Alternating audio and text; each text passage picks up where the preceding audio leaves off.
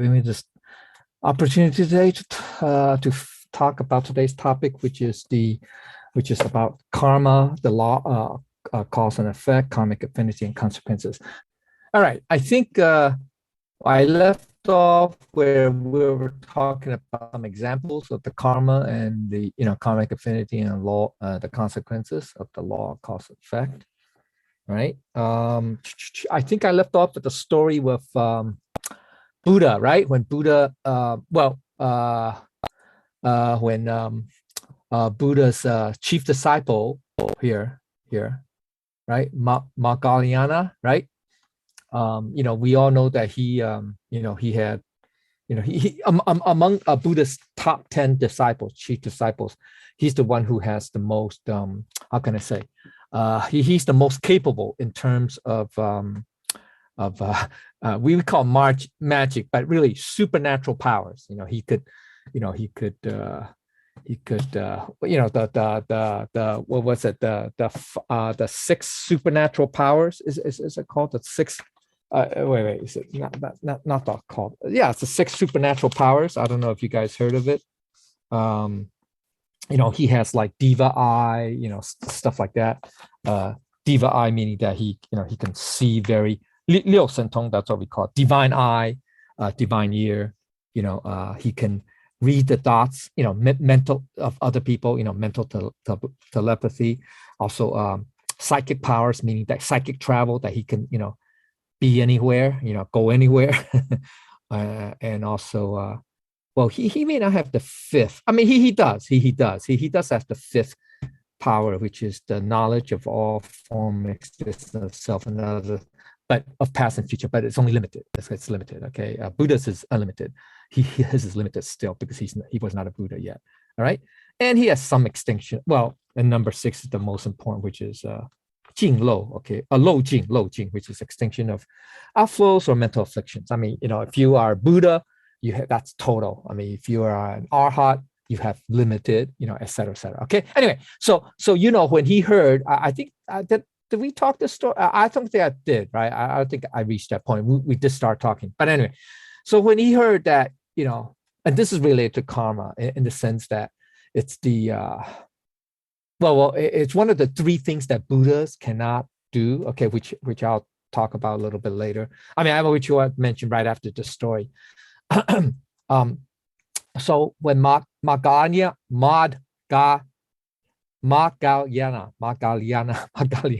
it's a mouthful. But anyway, when he heard that Buddha's entire clan, his Buddha's the whole family, extended family, if you're family, extended family, were being besieged by a rival kingdom, okay, that the Buddha's kingdom is called the Sakya, Sakya, I think Sakya kingdom, where was at war, and apparently being invaded, and this capital, the palace, in the capital of the Sakya kingdom was surrounded and being besieged, and they were basically going to destroy. I mean, destroy the capital, the palace, and everybody will die there. And so Moggallana, urged Buddha to say, ask Buddha, your family is about to be, be all killed off. Your kingdom's palace, etc., your ancestral, home, etc., palace. And Buddha, didn't respond, and so Moggallana was very partly he was puzzled, and also at the same time he was distressed in that how can Buddha, with who has such immense powers, won't lift a finger to save his clan, especially his family. And so he asked Buddha again. Buddha did not respond. So he decided to, on his own, to go to the palace. He uses magic powers, psychic travel. Boom, he arrived at the palace, and it was under siege. Everywhere, there was destruction. Fires, etc. And so he had a sack. had a sack with him, and with his magic powers or whatever, he used a sack and basically vacuumed up all the Buddha's family, relatives, his father, I think he doesn't have any siblings, if I remember correctly, but anyway, his extended family, aunts and uncles, stuff like that. Okay, anyway, all the people in the house, and brought them back, and into the sack, and then using his psychic travel, he came back, to where Buddha was. I mean, I think they were far away. They were in the eastern part. I think, yeah, they're in the eastern part of present-day India, whereas the kingdom of that Sakyamuni's father's kingdom was in, like, North India, between the border of present-day India and Nepal. Anyway, so he was very, he felt very good. Mahayana, felt very good that he did something, good, which is to save, Buddha's, family. Okay, Buddha's, and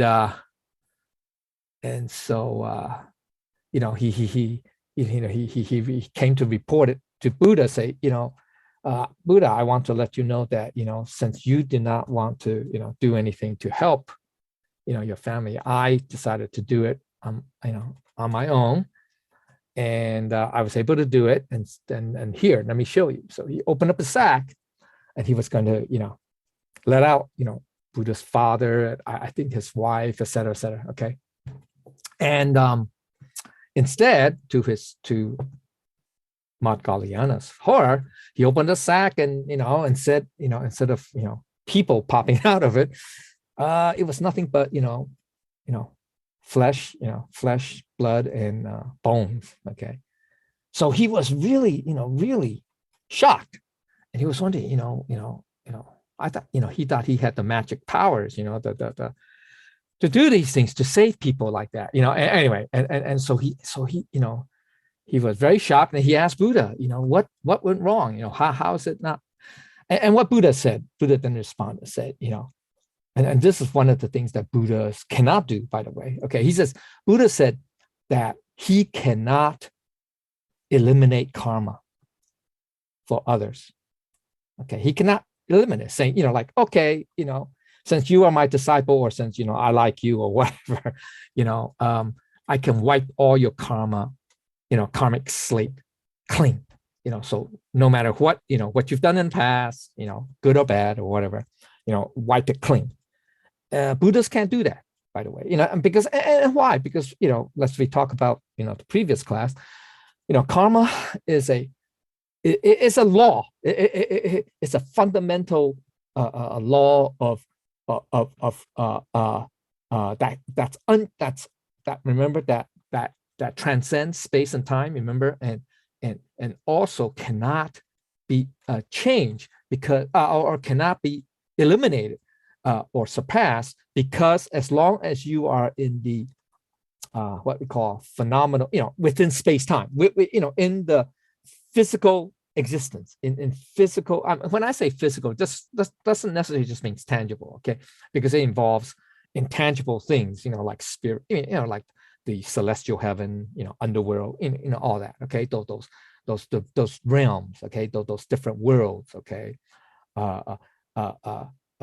It encompasses all that, okay? So that law is in play, or cannot be surpassed or superseded, as long as you are in these domains, and we are in that, in that domain, physical domain, right? So so Buddhas cannot, eliminate, karma, as long as we're in this domain. Now, can we say, yeah, in Dharma Dhatu, which is, we say, absolute heaven, absolute realm, the realm of truth, absolute truth, et cetera, et cetera. Does karma exist there? No, because there is no duality. There is none of that. Okay, there's none of that. There's no space time. so therefore, karma doesn't take hold there. So that's why our Buddha nature actually transcends karma. I mean, it's the only reason why we have to, undergo samsara, reincarnation, birth, death, rebirth, etc., is because we still have a form, some kind of, be a physical body or something, okay? And because of that, karmic law then applies, right? Okay, and also because we still owe debt. And so because we owe debts or whatever, then we have to, pay back. We have to. Okay, so that's the thing. It has nothing to do with Buddha nature, because Buddha nature is in our form. We have a form. Okay, so the Buddha nature basically comes along for the ride, if you will. It's, even though it's not in control. What's in control is our what? Our ego, our consciousness, all of that, right? All of that. The four forms, I think we talked about, 4 marks of existence, right? We talked about that. Okay, so all that. Okay, so that's why Buddha told Moggallaniana that even though he's a Buddha, okay, he has tremendous powers, he cannot eliminate karma. Now, the only way to not eliminate, but okay, so we can't eliminate. So what's the next best thing? We can change karma. We can change it. Now, Buddhas can help us do that, okay?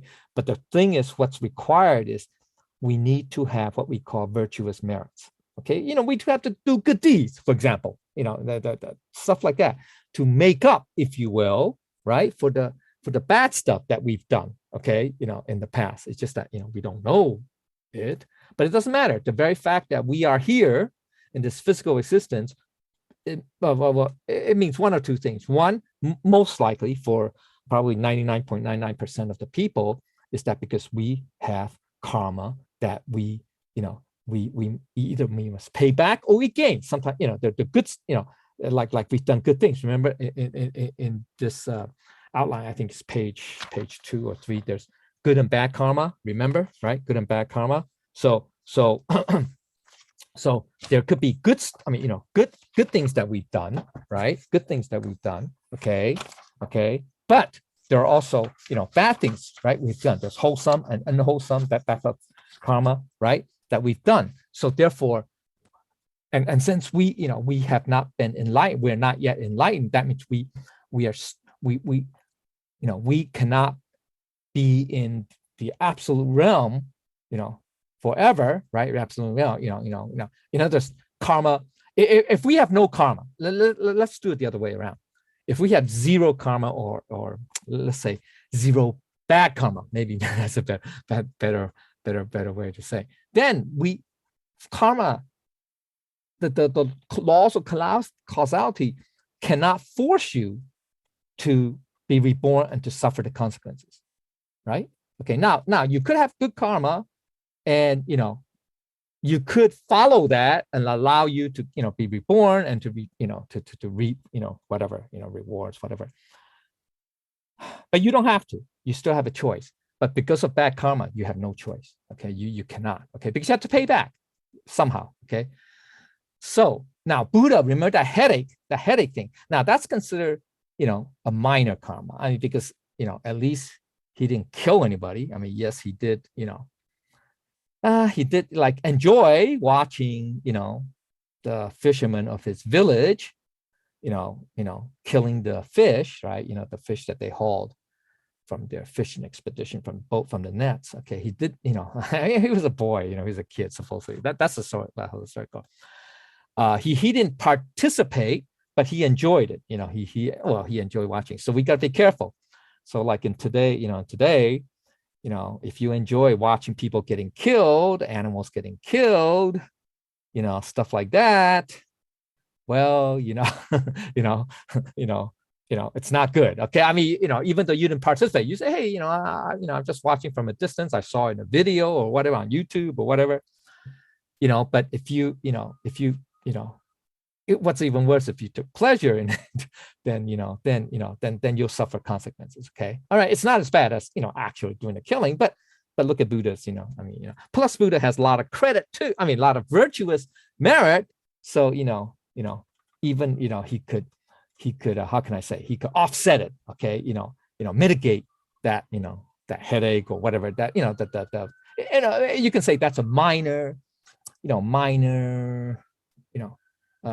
consequence, okay, of what he said. So we just be careful. So Buddha said, even though Buddhas are powerful, they cannot eliminate karma. And so because of his family, they're because they have previous good karma, and so today they were able to live like royalty, nobility, because be kings or whatever, princes or whatever, and enjoy. But they did not really do anything, charitable or do anything good to help to offset the bad karma that they've planted in previous lives, i.e., and here's the connection between, them, his royal family, being, killed or whatever, and to the time when he was a young boy, previous life, we don't know when, but some previous life, where that fishing village, the people of the fishing village, namely, because they're fishermen, fisher people, they're like a clan, whatever. So the whole clan of fishing village reincarnated in this current lifetime, or during Buddha's lifetime, because they also did good things, even though they killed a lot of fish. They also did good things in previous lives. They were able to reap the reward and become, the royal family, But because they also killed so many fish, in the past, so many fishes, and they haven't done anything, even though they're now nobility, wealthy anyway, done anything to, to help, let's say the poor or whatever, do good deeds or whatever to offset. They also reap, that karmic consequence. So the story is that basically the Buddha's family, or Sakyamuni, the royal family, they were reincarnation of the many previous lifetimes, that fishing village. So they reaped two kinds of karma simultaneously. Basically, the good karma, meaning that they were able to become wealth, nobility, be the royalty, etc., and so therefore live a very comfortable life. But at the same time, they also reap the bad karma that they planted as fishermen, where they kill a lot of fish, right? Okay, so that was simultaneous. Okay, both karmas came into fruition. Okay, at this lifetime. But Buddha, said that even though he was a Buddha, he cannot eliminate the bad karma of his family. So he had to let the karmic consequence, take its course. Okay, so that's the scary thing about karma, is that you can't get rid of it. Okay, so that's one of the three things that Buddhists cannot do. Okay, one of the three things that that the three things that Buddha are not capable of. One of which is eliminate karma. Okay, that's right. All right. Okay. Now, there's another. This is not more like a story, but it's more like this. And there's a lot of ancient saying, particularly in the Chinese tradition. Okay, they all say that okay, we're looking at people's lives or families' lives, for example. Like sometimes you have a family, okay, who let's say the first generation, you have the father or whatever, who who, let's say, created some kind of I don't know, dynasty or an empire or whatever, be it a business empire, whatever, stuff like that. Because so they're very powerful, all it seems that they're growing, they're expanding, and they everything or more, just about, it seems that everything that they do, they're always successful or triumphant or victorious, be it, let's say if they're an empire, for example. Okay, so this is a Buddhist saying, and that's also used in China. It basically says, okay, can't find my mouse. Okay, anyway, hold on. Anyway, so what this means is, this is how, okay, the so let's say this first generation, the father or whoever, they were very successful. They did a lot of good things. Okay, they did good things. They even because they were very successful, they're powerful, whatever, So even though they're expanding or whatever, but they still did some good things, like help the needy, stuff like that. Okay, so that there's still good, good deeds. So what happens is that, when you do the good deeds or have, get merits, right? Now, I'm not talking about virtuous merit. I'm just talking about, everyday common merits, just like do good things, help the poor, help the needy, stuff like that. Okay.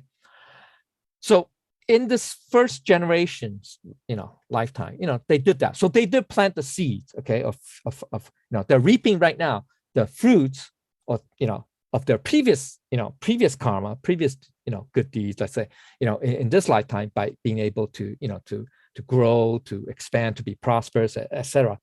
And also at the same time, they are they're doing good things, so they're planting the seeds for, for future karmic rewards. Okay, so then what happens is that the second generation after this, their offspring, their children, the first generation, they'll grow up, very well to do. Okay, they lack nothing.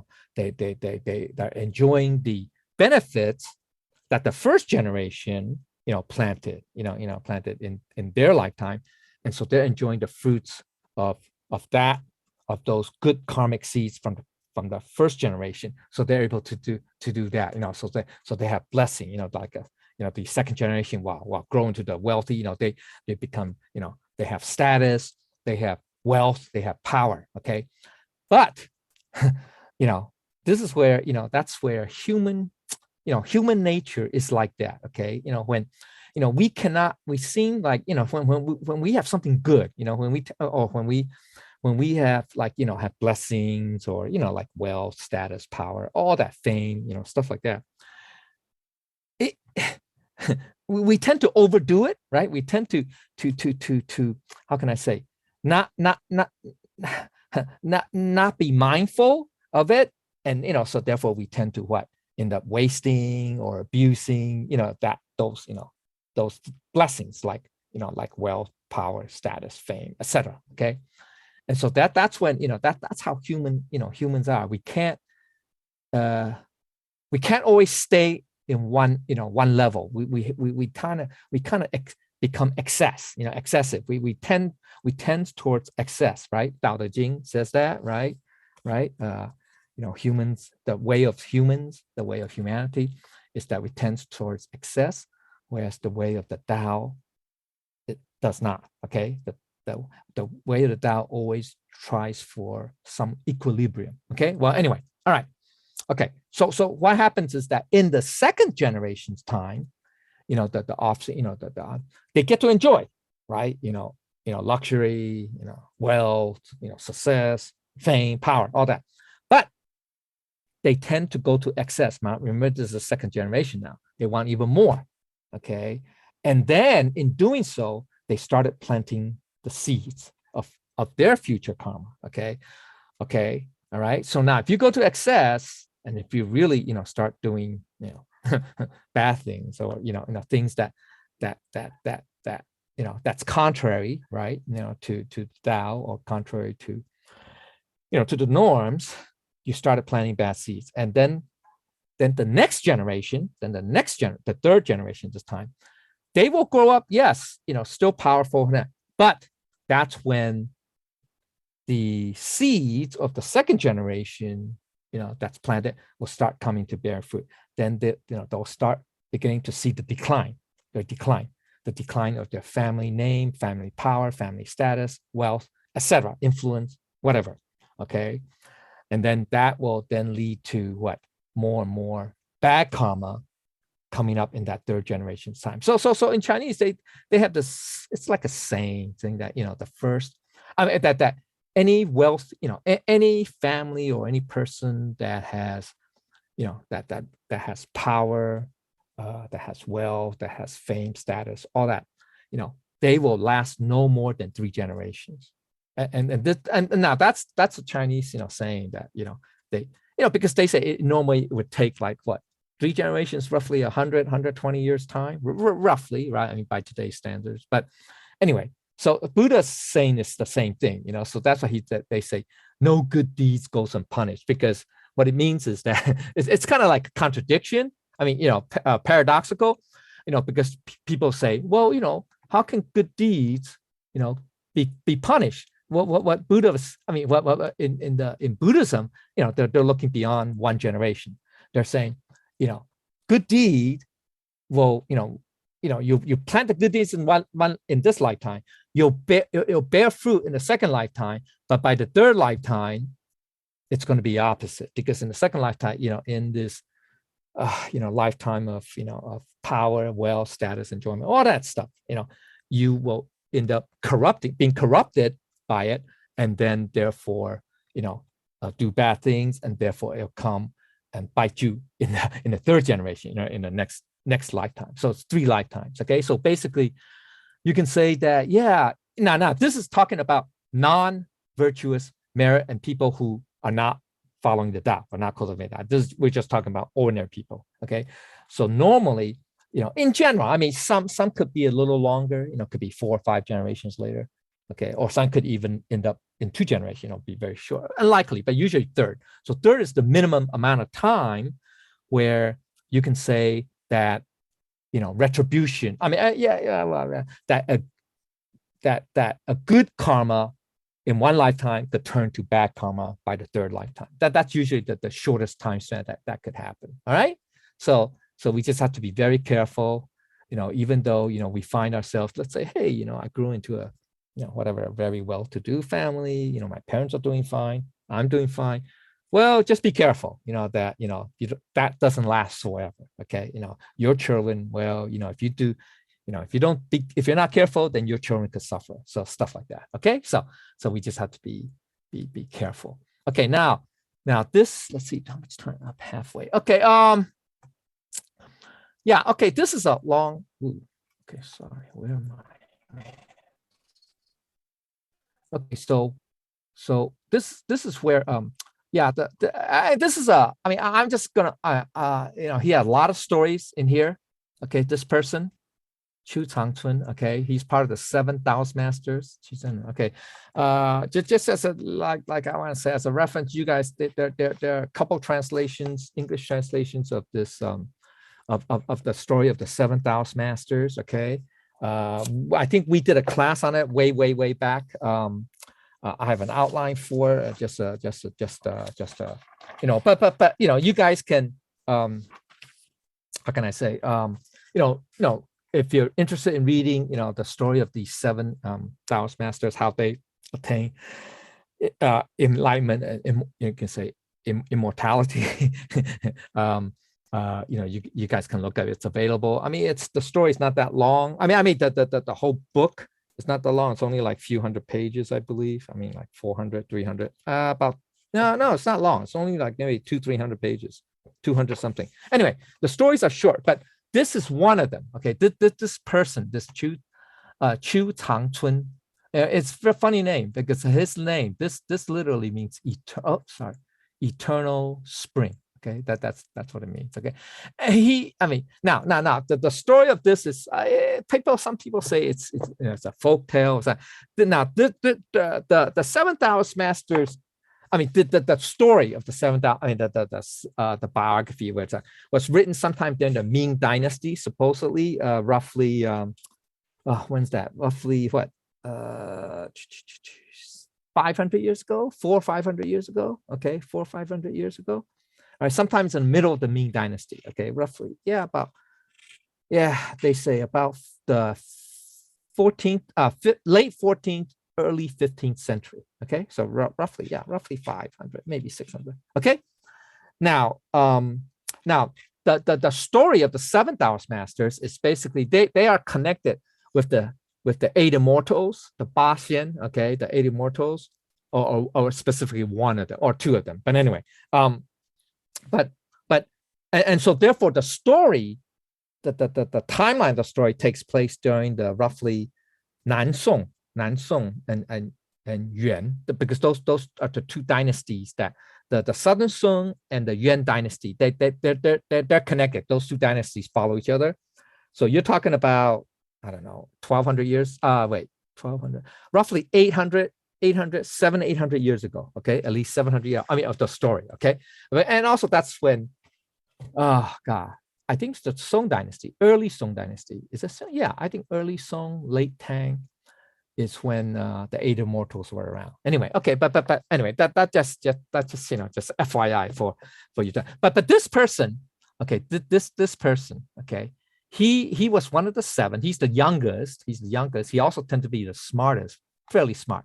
Now, he was, how can I say? He was I would say predicted, by the one of the eight immortals that, not eight immortals, but one of the eight saying that.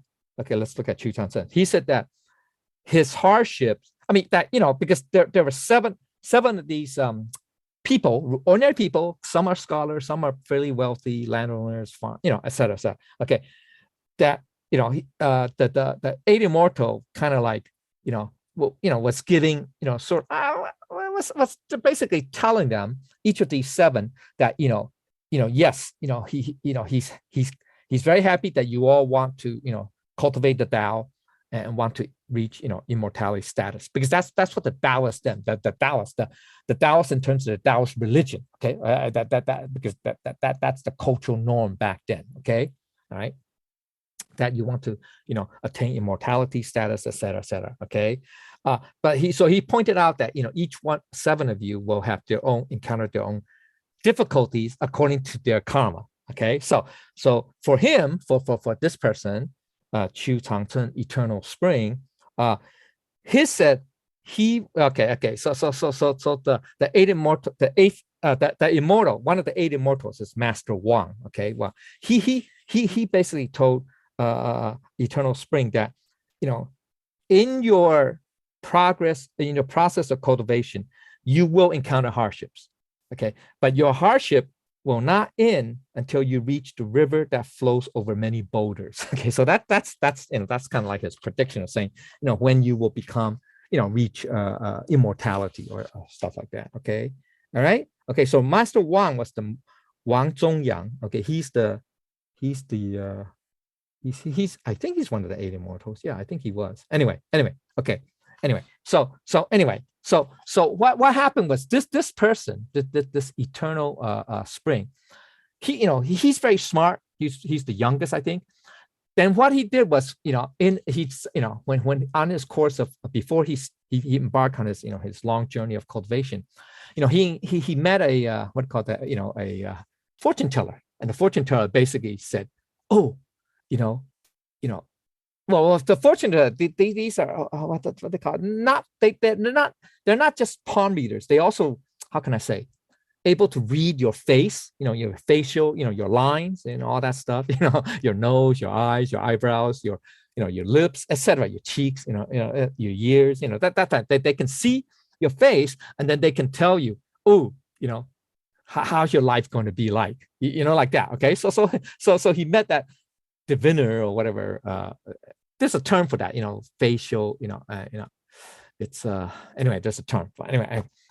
So he looked at this fortune teller looked at eternal spring's face and said, oh, looks like you don't have a good karma in ahead of you, because it seems like your facial features indicate that you're going to die of starvation. Yeah, something like that. Okay, so so him, so he was very disappointed and sometimes kind of alarmed too. So he thought that, oh, so his destiny, his karmic fate is fixed, that, he's going to die with starvation. And usually that implies that, you have incurred a very heavy karma, heavy karma, the whole bunch of stories. But anyway, that's us. So anyway, but he's still very determined. I mean, one thing about him is that he's extremely determined. He has very,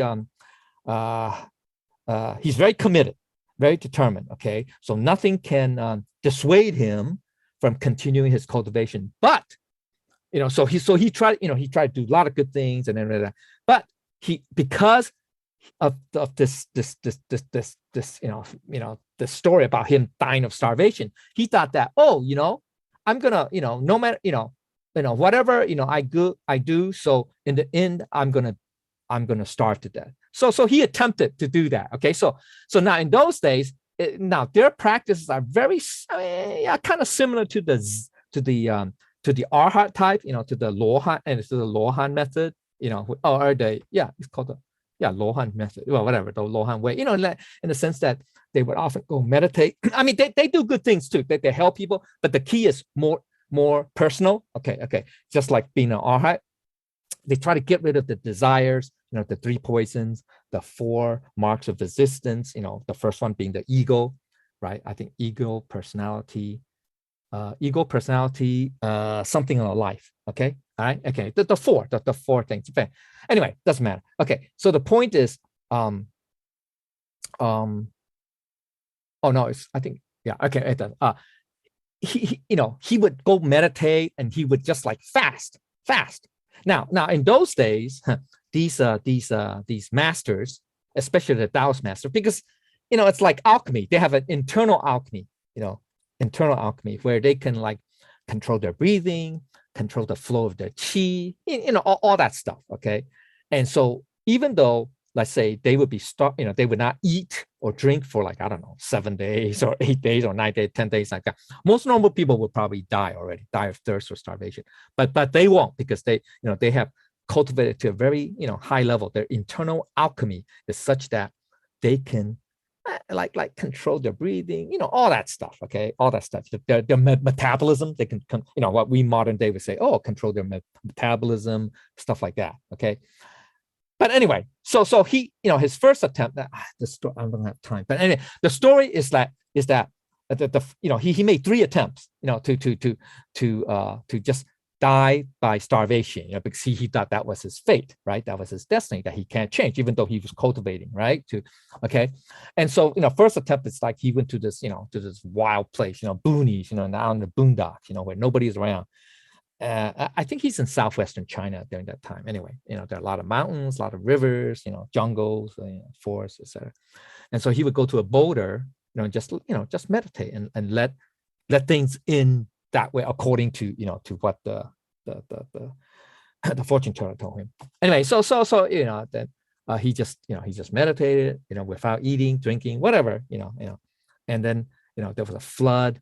Okay, there's a heavy rain, and then there was a flood, so the water start rising up to the he's on a riverside, on a gorge, okay, and to his level, to the level where he was, meditating, and soon the water was around. It was like, was up to his, waist, then to his shoulders, then almost covered, then about to cover his head. And so he thought, yeah, my destiny is going to be fulfilled, because then, instead of dying by drowning, I'll die by drowning. That's fine too. Die by drowning. Anyway, that should have ticked anyway. But anyway, he did.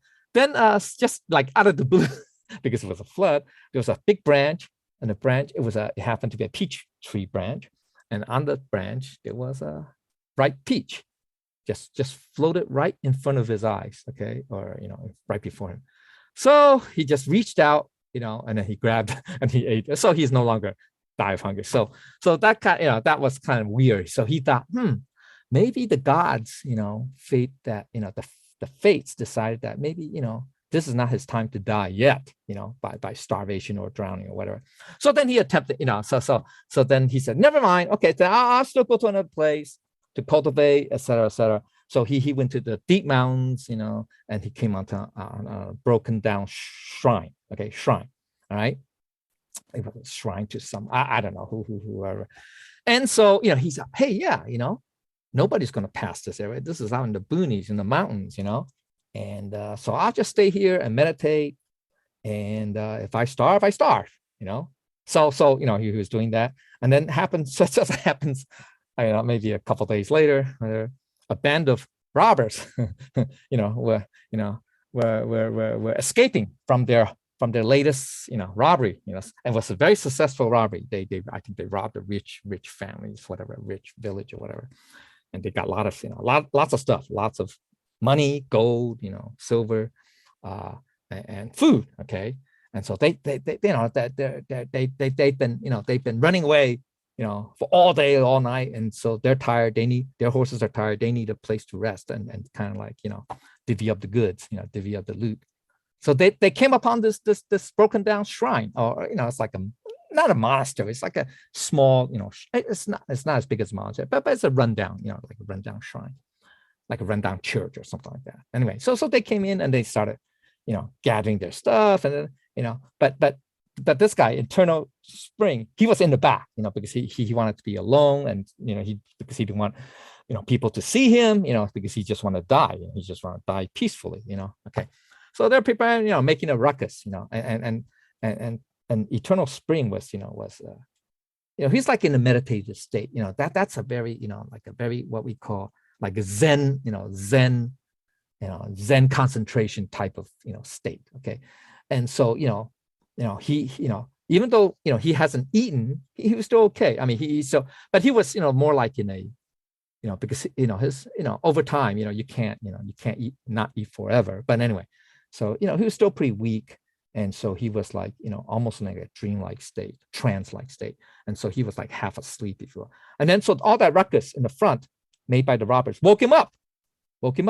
And then, he couldn't get up, but the robbers heard something and came, they're trying to, explore, see if anybody's, they came upon this poor guy. I mean, this monk that looks like, he was basically, very thin, emaciated, he hasn't been eating. So they feel sorry for him. So they say, okay, here, have some food or water, blah, blah, blah, and try to revive him, and Eternal Spring was kind of angry because he says, leave me alone. I don't want to eat anything or drink anything. I just want to die in peace. And then the robbers got kind of like angry, say, hey, we're trying to save your life, blah, blah, blah. Why aren't you grateful? Or at least show some, some gratitude and, stuff like that.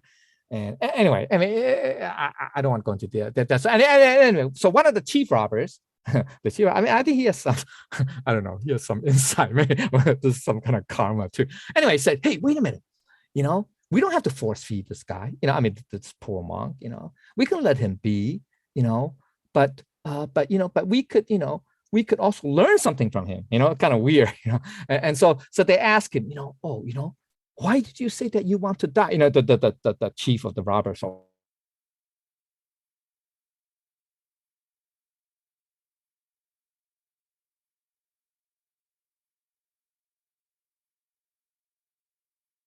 About karma, about that type of stuff, and so when they heard him, that the chief, especially the chief robber, the head of the robber, he's not a stupid person. He kind of like, whoa, okay, so he realized that, whoa. Right now in this lifetime, we are, we're killing, maybe not killing, but at least robbing. So we're doing, even though we may enjoy the loot and stuff like that, but, we're planting bad seeds. So in the future lifetime, we're condemned to, whatever, to be robbed or whatever. Okay. So he kind of felt remorseful. Yeah, that's very interesting. So he asked, the Eternal Spring, said, oh, what you say, makes very sense, about karma, causality, karmic affinity, and retribution. But now it seems that, even though we may be, bad people, robbers, in this lifetime, yet somehow we, we have the karmic affinity to meet, like, to meet a monk, a good monk, a good person, to teach us, to show us that, teach us about, karma and causality. So, I kind of feel remorseful. And so, I want to thank you, good monk, for telling us about karma. So, you know what? From this day forth, I no longer want to be a robber, and I'm going to order all my men. They cannot be robbers anymore. We have to start doing good things. We have to, take all this loot and give it to all the needy, and to return it to the rightful owners, all that stuff, all the good stuff. It's kind of weird. So I guess that's their karmic, affinity with this monk. And at the same time, to show his gratitude to the monk, he offered to give him, some silver, gold, and silver, gratitude for teaching him, for showing the correct path. You know what I mean? And Eternal Spring politely, declined, saying, it's okay, what I give you is not, cannot be, paid in, whatever, in monetary terms, stuff like that. Anyway, because it's for your whole, for your eternal life, etc. Anyway, so, but he did, he did take some food and stuff like that. So he's okay now. So he won't die of starvation. And so then the robbers were very happy, robbers, or soon to be ex-robbers, I guess, or reformed robbers. Anyway, so they they left, and then Tangchen said, oh, Eternal Spring said, this is the second time. Somehow, the gods might have intervened, and at least he thought, hey, I did something good. I helped the I help these robbers to, telling the story of karma, hoping that, telling them, that they should know, that, at least they decide to change their ways, which is a good thing, right? Which is a good thing, right? Anyway, okay. So then he says, you know what? I got to go to some place that's really, really, really isolated. So nobody can bother me. And I'll just die in peace, by starving or whatever. So he went to a nearest village and begged for some, coin, silver coin, whatever. And he did. And he purchased a chain, a big chain, a long chain, thick chain.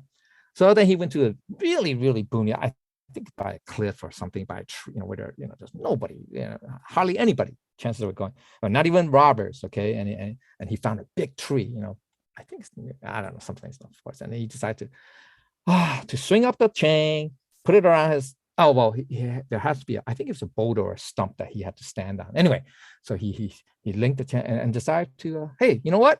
This is the time, I'll hang myself. I mean, if I'm not going to die by starvation. And then that's when he met an old herb collector, an old man who's collecting herbs, in this boonies anyway. And then, once again, the story is that the old man basically convinced him that, that what eternal spring was so, how can I say, so attached to this notion of his destiny that he can't change it. The key is that he thought he can't change his destiny, okay, or his karma, and that, so he should die by starvation.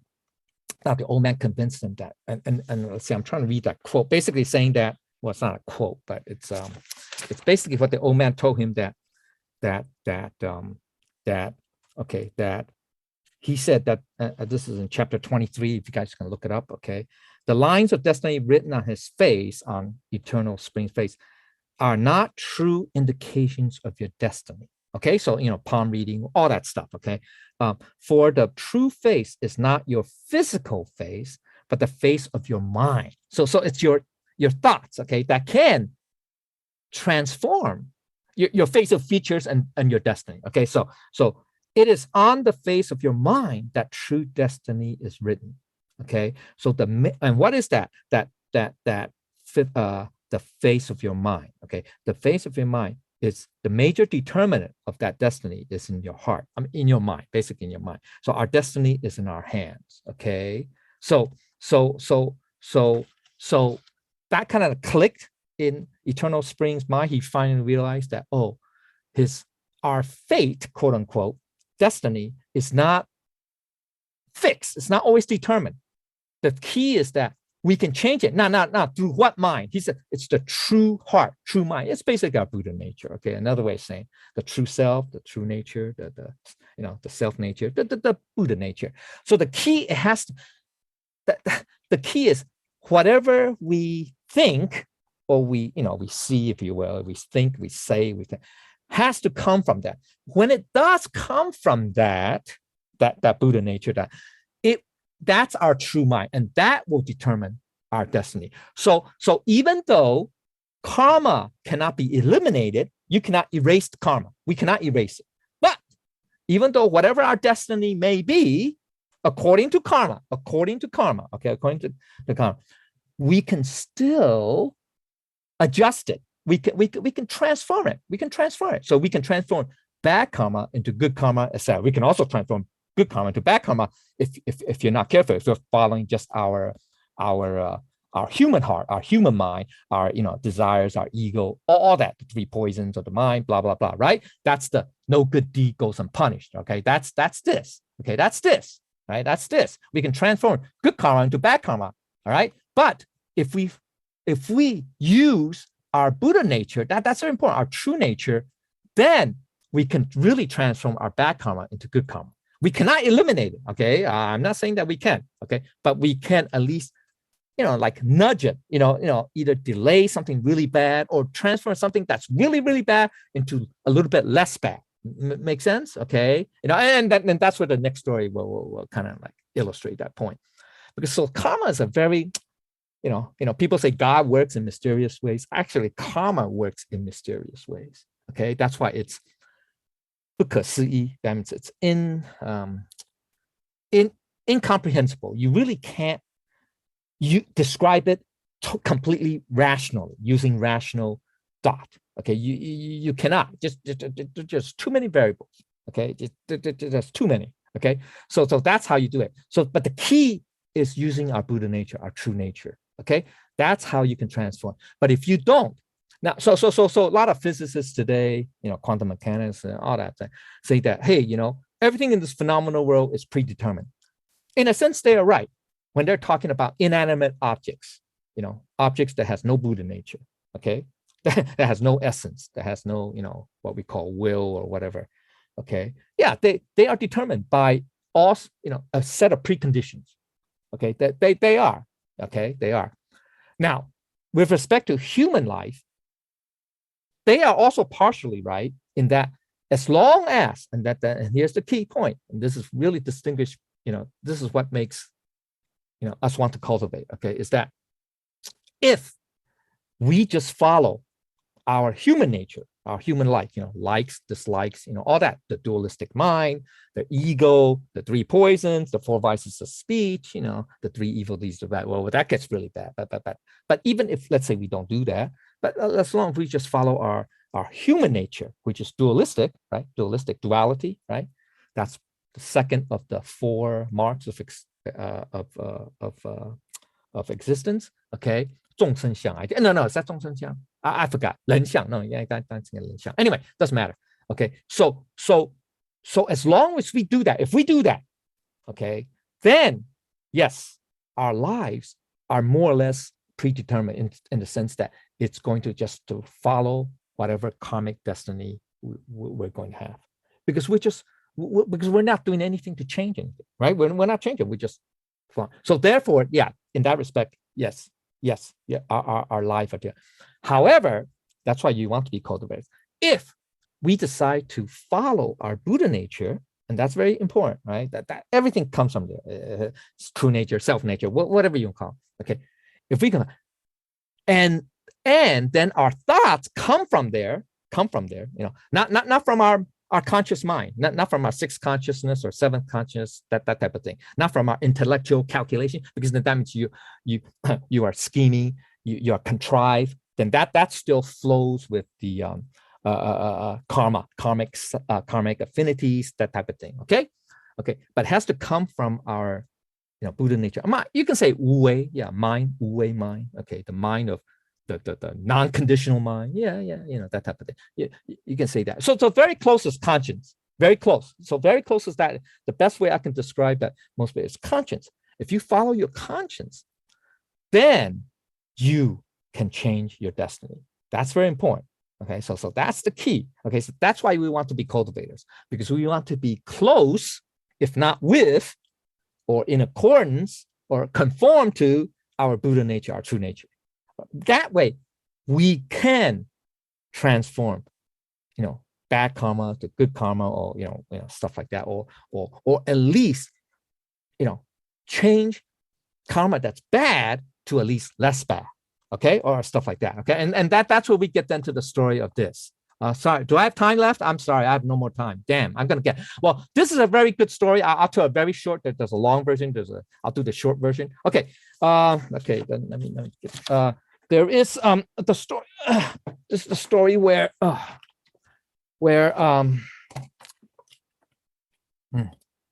okay, there was a story. Now this is apocryphal. I'm not saying that it's a true story. Okay, I'm not saying that.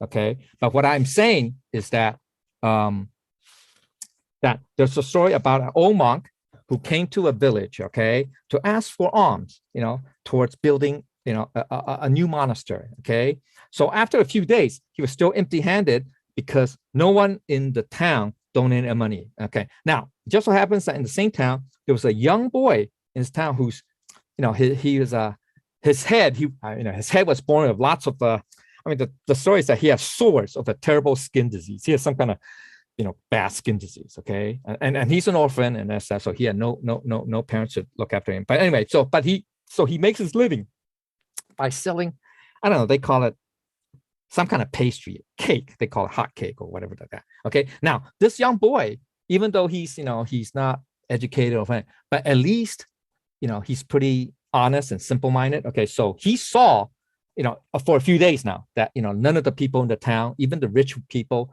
were not willing to give, to donate money to this old monk to help build a monastery.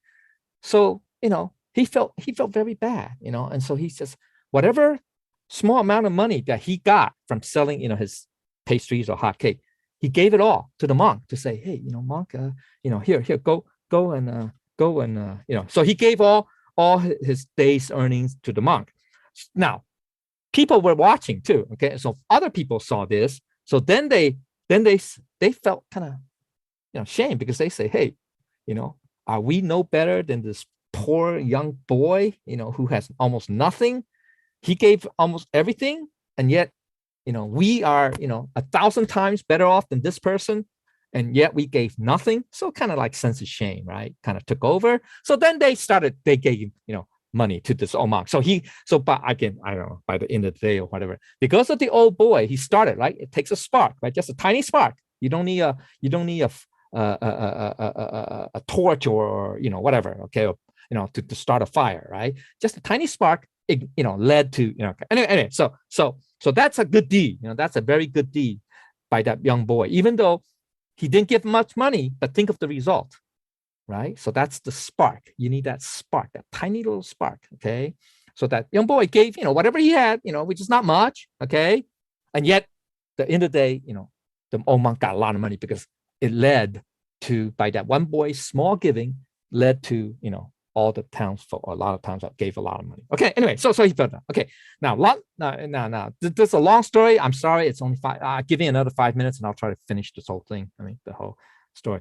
So, not long after, the boy then, not only did he has still that, sores on his head, but then he lost his vision. Oh, that's poor, man. That's poor. Okay, so then, now to make it a long story short, because he did, supposedly the monk did tell him, why, and tell him that, if he needed anything, he can always come to the monastery. But anyway, I don't want to go into that.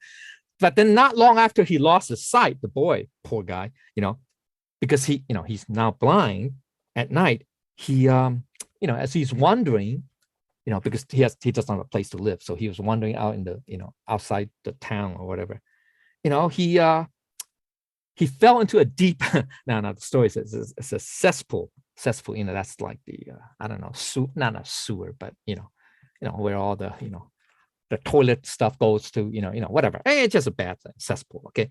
And he drowned, poor guy, okay? Poor kid, right? So then the townspeople were really ticked off, say, hey, this young boy, man, we saw him gave all his, money to the monk and the good deeds, and we thought, and he was a good example for us, all that stuff.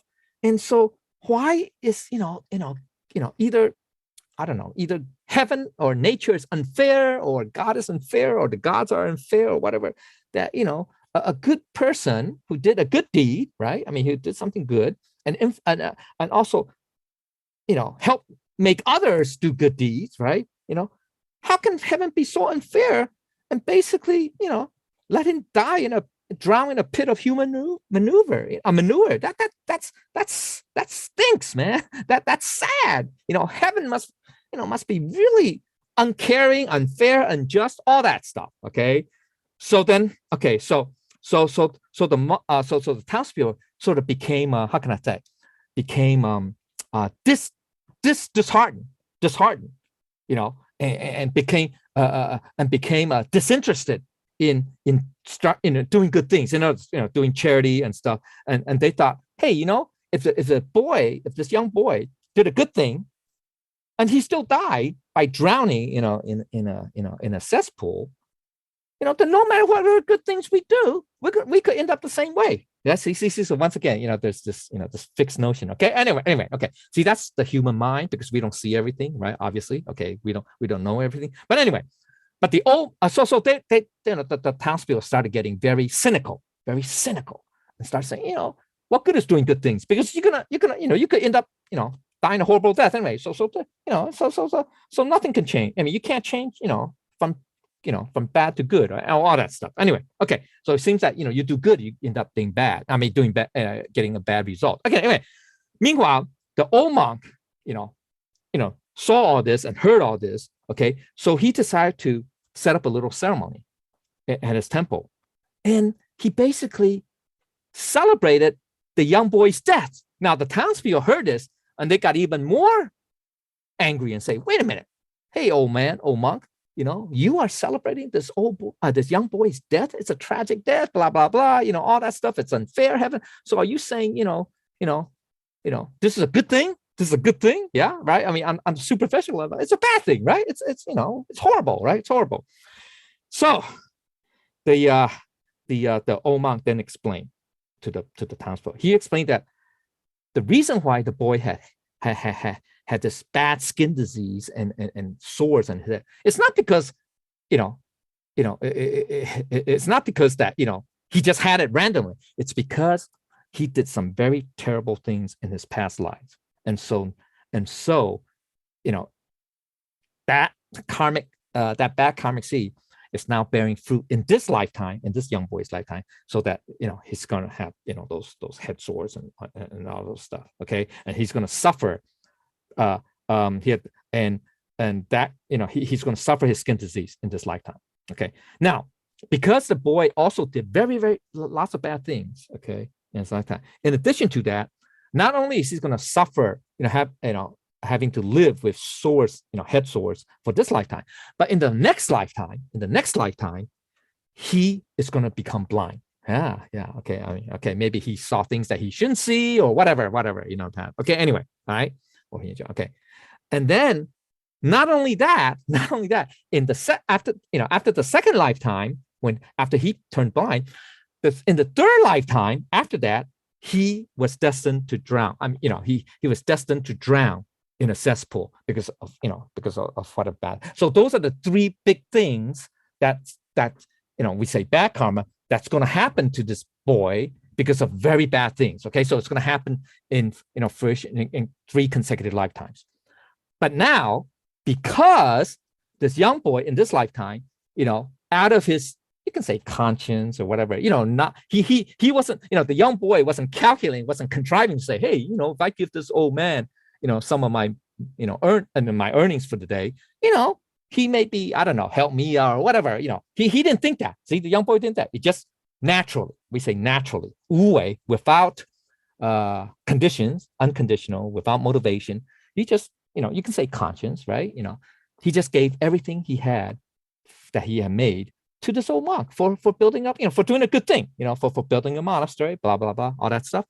Because he did that, that was true virtuous merit. Okay, it's a virtuous merit because it's no longer bound by karma. Yeah, it's not. And because he was able to do this very good thing, and also it affected other people, remember other townspeople, to do good things.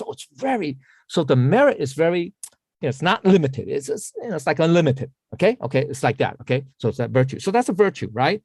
And because he did that, this is very interesting. Okay, now remember what the monk said, that he was, according to his karmic destiny, if he didn't do anything, right, didn't do anything good, he was supposed to turn blind and then drown. Okay, in two more lifetimes, right? So instead of the young boy reincarnating 2 more times, second lifetime to become blind, third lifetime to drown, all those that bad karma will bear fruit right now in this one lifetime. Okay, so therefore that merit that he did, which is virtue, will mitigate, will no longer have him be forced by karma to come back 2 more lifetimes, at least 2 more, right? As far as there could be more, but we don't. But just pertaining to this event, at least he won't have to come back and suffer blindness in the next lifetime and then be drowned in the third lifetime. So this is called the transference or commutation of karma, where heavy karma is commuted, it's lessened into a light karma, or reduced, commuted. It's like usually commutation, right? Means reduce one sentence, right? Or subtract or make lessen, right? Into lighter karma. So or future karma is then reshuffled into current karma. So the whole story is this, okay? As cultivators, okay, we understand how heavy, how you can say an unyielding, if you will, karma can be, right? So the more we cultivate, the more we cultivate, the better chance that we can reduce all our bad karma and lessen. And not just for this lifetime, but for the next future lifetimes, all can come into play. Now, so this is why a lot of times we see in the Tao, never mind the Tao community, but since, especially in the Tao community, we've seen, right? We've seen and heard where, people, are such good cultivators, they do good, all that stuff. And yet, it seems that they have the worst of luck, that they suffer, not one calamity, but one hardship after the other, right? First is this, and then they still then they suffer something else the next month or next year, and then blah blah. It's it's like saying, it's almost like make you think, oh my God, cultivating is, it's not worth it, because if I don't cultivate, I still suffer. What the heck? Well, what's the difference, right? No. Okay, there are many reasons. So one of them is that the next lifetime, the next future lifetimes, bad karma will come into play, and then you can liao ye. You can just you can say eradicate, get rid of it, or we say resolve it now. Resolve it now. Why wait for the future, right? Why wait? Why do you have to come back again and just keep, right? Why? Okay, you don't need. You can do it now. That's one explanation since we're talking about karma. The other explanation is more about faith and determination. Okay, it's more about test. You can say it's a test from heaven. Also, you can say it's a test to see how sincere we are, how willing, how committed we are, right? So even if we do good things, but then we say, oh my God, something bad happened. Why God, why heaven? I did a good thing, and now blah blah blah. It doesn't matter. I might as well give up cultivating. No, right? So that's also, it's a test. Also wisdom. It's a test. A lot of things. But since we're talking about karma, this is one explanation. Now, so if you understand this concept, then hopefully, everybody included myself. Okay, when we think we did good things. See, the key is whenever we do good things, quote unquote, I put in quotes or whatever, we 善事, okay, when we do 善行, 善事, okay, we should not think it's good or bad. That's, I mean, obviously, initially, we have to, say, oh, what's good, what's bad. Okay, yeah, but over time, as we advance in our cultivation, progress, try not to think in the dualistic terms. Just think it's natural. It's the right, even the right thing is kind of bad. But just say it's the way it is. It should be. It's from my conscience. That's the better way. Okay. So when we do that, that's how wu wei. The key point is wu wei. Okay. It's without contrivance, without non-condition, without thinking about it. Okay. Because Buddha talked about in the Diamond Sutra a lot, other sutras too, but Diamond Sutra especially. Okay. If we do that, then that merit. That's a truly virtuous merit, true gongde, just like that young boy, gave to the monk. He just did it. He didn't think anything about it. He just did it. So that's very good. All right. So it's cool.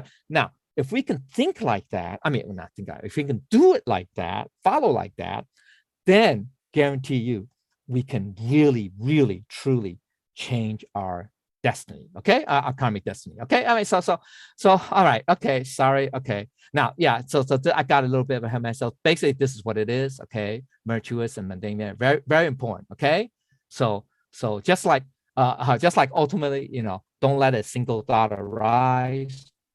Right. Okay. Let go of all karmic affinities. Okay, that thing. Relinquish, just let go. Don't be attached. Once you're attached, then we are then under karma's control. Okay, we don't want to do that. Okay, all right. So all that stuff. All right. Okay, and this Eightfold Paths and 6 parameters, very important. Okay, we need to have some sort of discipline, so that we can control our urges, desires. The 3 poisons, especially the 10 unwholesome deeds, that type of thing. Okay, so here's the aim of cultivation, is to repay our current debts by establishing virtuous merits, and to prevent karma by not having a single thought arise and let go. Okay, so the conclusion, I'm sorry, so in order to attain enlightenment, excuse me, in order to attain enlightenment, transcend samsara, or cycle of reincarnation, we must repay our karmic debts. We have to. There's no way we cannot repay. Okay, because if we don't repay, karma is going to force us down, okay, and not create additional karma. So that's where the discipline, all that cultivation, is to help us not to create more karma. Okay, so that's why being a vegetarian is very, fulfills a good part of that. Okay, anyway, so we must have a good understanding of the law, cause and effect, and have the courage to correct our faults and bad temper, 改毛病, 气脾气, all right? The 3 poisons, the 5 taboos, etc., and apply the 五常八德, okay, the 5 constant 8 virtues in our lives. We just practice it in our lives by awakening to our Buddha nature. So we have to, follow our Buddha nature. We cannot use intellectual nature or human nature, okay? Not mental contrivance, okay? Intellectual, prowess or that stuff, but follow our true nature, our Buddha nature. Then we can be aware or mindful of our thoughts and mindful of our actions and realize the concept, okay? So by revealing our Bodhi mind, okay, we have to do that. That's a must. We are able to display the 4 immeasurable minds, this stuff, okay? I mean, that's a separate topic for that, but, but these are non-conditional, okay, etc. Okay, all right, but it's really combined with wisdom because that's the background. Okay, anyway, okay, so by that's what links all 4. Okay, so by manifesting our Bodhi mind, we will think, speak, and act according to our Buddha nature, which is not bound by karma because it transcends causality. So by learning to let go of all forms and attachment and let things come as they may, we accept our interdependence with others and the universe, remain non-judgmental, accept impermanence as the natural state, and open our hearts and minds to reveal our Buddha nature. So here and now, who we are today is the result of yesterday's choices. Who we will be is the result of today's decisions and choices. By realizing the Dharma of Buddha, that's the Buddha Bodhi state, we will, or Puti Xing, okay, Puti Xing, okay, we will be untainted by fears or desires. Thus, we can alter our karma and destiny and also create good karma. For every day is a new day. Wishing all success on the journey of Tao cultivation. Okay, I'm sorry I went over. Thank you very much. That's all I said. If I said anything wrong, I ask for the Buddha's guidance and forgiveness and everybody's guidance. Okay, thank you, everybody.